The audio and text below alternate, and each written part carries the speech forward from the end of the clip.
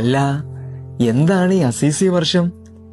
ചുരുക്കി പറഞ്ഞാലേ, രണ്ടാം ക്രിസ്തുവായ അസീസിലെ വിശുദ്ധ ഫ്രാൻസിസ് തന്റെ സ്വർഗീയ ഭവനത്തിലേക്ക് സന്തോഷപൂർവ്വം കടന്നുപോയതിന്റെ ഓർമ്മ. അതുമല്ലെന്നേ, കഴിഞ്ഞ വർഷങ്ങളിൽ നടന്ന മറ്റു പ്രധാന ജൂബിലികൾ പുണ്യവാന്റെ വ്യക്തിത്വത്തോട് വളരെ ബന്ധപ്പെട്ടതായിരുന്നു എന്ന് സാരം. അതെന്താണെന്നോ, ഗ്രേച്ചോയിൽ പുണ്യവാൻ ഒരുക്കിയ ആദ്യത്തെ തിരുപ്പിറവി രംഗത്തിന് 800 വയസ്സ്, സൃഷ്ടിഗീതത്തിന്റെ രചനയ്ക്കും 800 വയസ്സ്, പുണ്യവാന്റെ ശരീരത്തിൽ പഞ്ചക്ഷതങ്ങൾ പതിപ്പിക്കപ്പെട്ടതിന്റെ 800-ാം വാർഷികം. ഇതിന്റെ എല്ലാം പരിപൂർത്തിയായി അസീസി വർഷം നാം കൊണ്ടാടുന്നു. ഈ അസീസി വർഷത്തിലെ നമുക്ക് പുണ്യവാന്റെ കൂട്ടൊന്ന് കൂടാന്നേ.